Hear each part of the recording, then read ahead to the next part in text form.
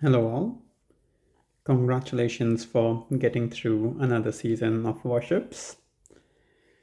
I have pretty much stopped doing my heads. I stopped that late last night once I got back into a gold start position.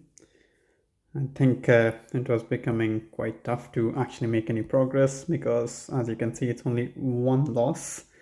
Rest of the wins, but a lot of those wins were against 25 ranked players, which means I was only getting like 2 stars for each win. And then one loss sets you back so much that it just wasn't being worthwhile to try to push more. But I think I'm happy with my finish. It will be the first time I'll get a start in the gold tier for the next season. And I'm currently mid 30s at the moment, so hopefully I can get another top 50 finish. But let's see, people might still be pushing a bit. But quite a lot of players with the gold start next season, so could be interesting. Nearly 60 players.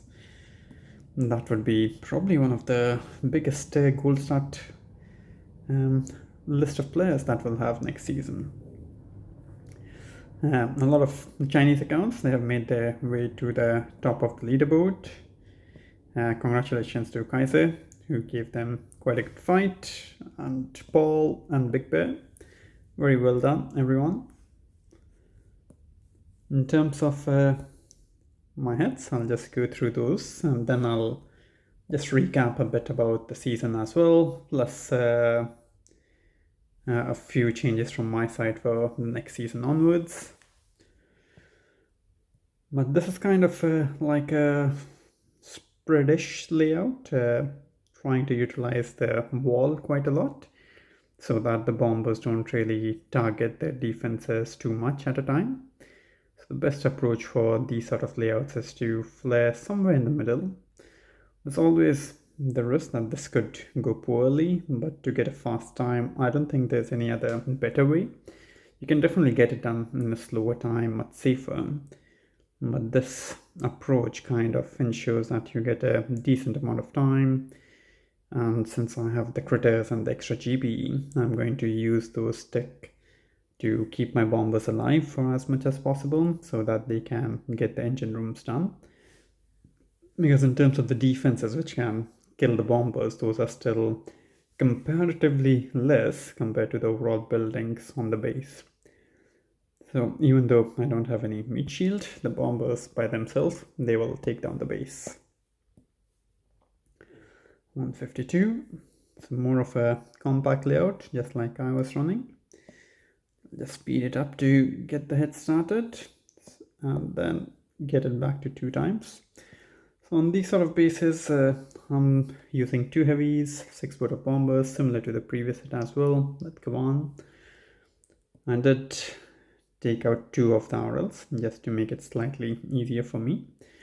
And the heavies are quite good in tanking the rest of the fire from the RLs and other defenses. Plus, obviously, with Kavan, I can keep bringing back the troops as they're getting lost. This player was interesting to have the Seymour. I think that was quite a good choice, but I think on that note, probably damage amp is still the better option because it just boosts up your rocket launchers quite a lot. And then if the opponent loses the meat shield, they do take quite a lot of damage from the amped RLs. Have to be careful with that. And he also had a shock blaster tucked away, where usually we see the grappler. It did take a few of the bombers down, but with the critters I was able to distract it just long enough to get the base down.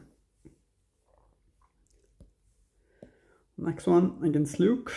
Got a fast time on the spread layout. I did see quite a lot of people switching back to spread layouts over this last weekend. My approach over here is to try to get the troops split again. So just like in the first hit, going to fly somewhere in the middle and hopefully the troops spread out evenly.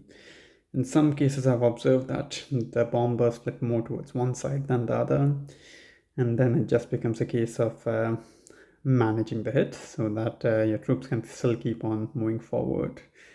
Like on this particular hit, I think I have 1, 2, and 3 bombers on the other side, while the bulk of the bombers are on one side. But it's okay. I don't think you really need like an even split. Even if two bombers are there, they're more than enough to take down the bulk of the defenses, especially with Kawan being in front. And then just a final Hail Mary to get the base down. Next one, 2-minute time. So another similar sort of base, but with a few differences. It also had a floaty in the front. I'm guessing that would probably be more effective if I was using rifles, but as soon as I saw it, I switched to heavies for the hit. And then trying to get the troops to split again. I did have to shock those amped up RLs so that my bombers could get some breathing time, take down some defenses, and Command could keep a few other mid shield in front of them. Although they're all stuck on like one side, but I think it's okay. In this case, I did opt out to bot out the sky shield because I saw the shock blaster and the shock launcher both on that side, and all my meat shield with Command was on the other side. So that's where sometimes you just need to adapt your hits based upon how the attack is playing out, especially when you're trying to get the troops to split up. But a decent time, so quite happy with the result. Oops. Next one, 205.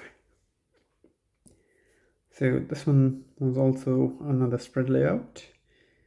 And in this one, I'm trying to just delay drop my troops a little bit instead of trying to force a split because there's buildings nearby, even though it's a hotspot. And with Command Second Wind, I was able to get a few rifles in front of the shock blaster as well, which definitely helped out.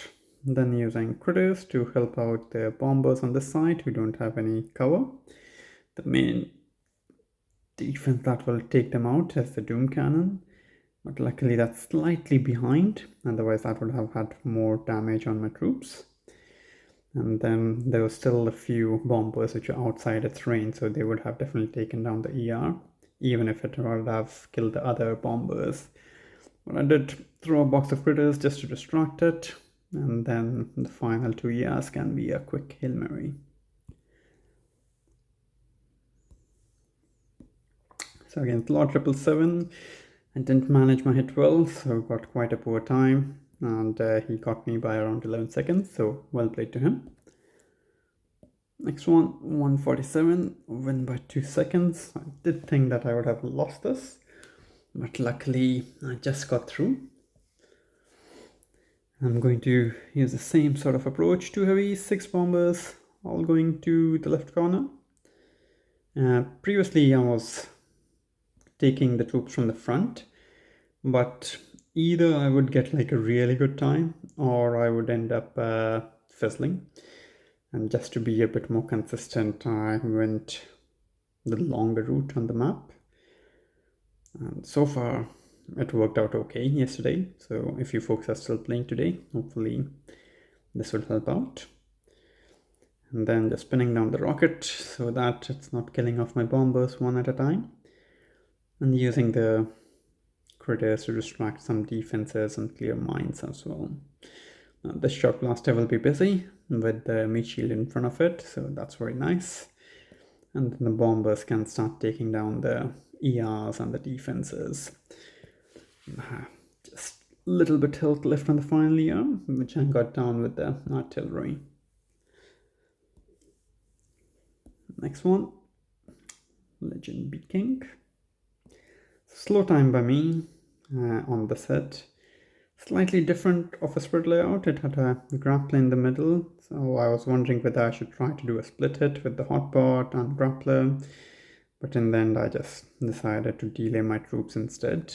Did bar out the grappler, and then also delayed a boat of heavies and bombers from the bottom side so that they could take care of the ER closest to the bottom ramp. So I have kind of like a 3-way going, but this boom cannon, I didn't keep my eye on it and pretty much nearly lost all my bombers on that side.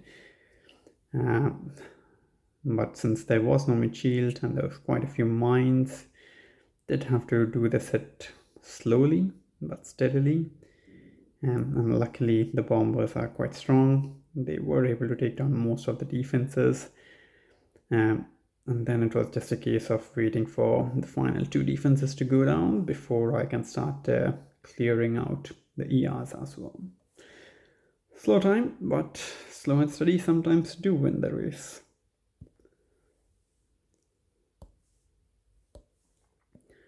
Next one, 155.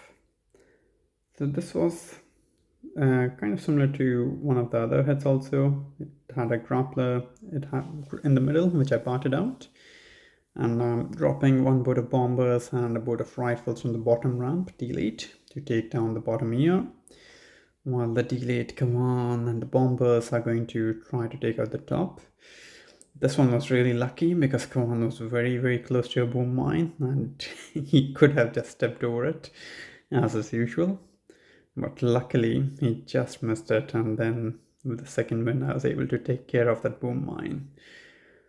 And while the bombers are starting to clear down the 3 years on the bottom side of the map, the others have cleared down the 2 years on the top right corner. And then I'm just going to wait for these 3 lines of machine guns to go down before I can flare the ERs, so that I don't have to worry about shocking the machine guns and protecting my bombers. And then final one from yesterday against Ahmed, well played mate. So another sort of a split layout, similar to the previous set. So I did a similar approach and bartered out the grappler and then delayed a boat of rifle and bombers for the bottom, and then a delayed boat of heavies and 2 bombers and command for the right corner. And then it was just about managing the hit. Over here also I think I got a little bit lucky because most of the meat shield was just about to die and that boom cannon was going to turn towards command. But I got a second win just in time, and then I was able to save a bit more with the critters. And then over here you'll see Command's health was really low, like even just 1 hit from the shock blaster or rocket would probably have taken him out. But I got really, really lucky on this one. And then similar to the previous hit, just waiting for the 3 MGs to go down before I can flare the ERs. So hope these hits help folks, for anyone who is still pushing for whatever rank or position that you are playing for. In terms of the season, I think I did get a bit bogged down in the week 1 when I didn't pick up the flamethrowers and the DPD. People who took them definitely had a much better position to push towards legendary in week 2, which was really great. But I did manage to get to legendary by the end of week 2 by just trying to move forwards onto the tech tree in terms of the 6 ER tech and the troop damage after that. And then I think my next sort of key push point was saving up for 7 ER and the troop damage. I did fall out of legendary for 2 chests, but overall I managed to collect the bulk of those chests in legendary tier. But even with all of that, I was only able to complete the tech tree by Friday morning. It just shows that this season the tech tree was quite key dependent. And if people like me are maxing their tech tree on Friday, that means a lot of people will probably not be in the position to max out their tech tree. So probably something for Supercell to consider going forward. And for season 46 and onwards, folks, I'll be a bit busy this summer. I have a few personal stuff going on, but I'll still try to play as and when I can, and hopefully I can keep making these videos. But we'll probably not try for leaderboard positions or anything like that unless I get really lucky in my play. With that, congratulations again on season 45, and hopefully see you all for next season. Take care.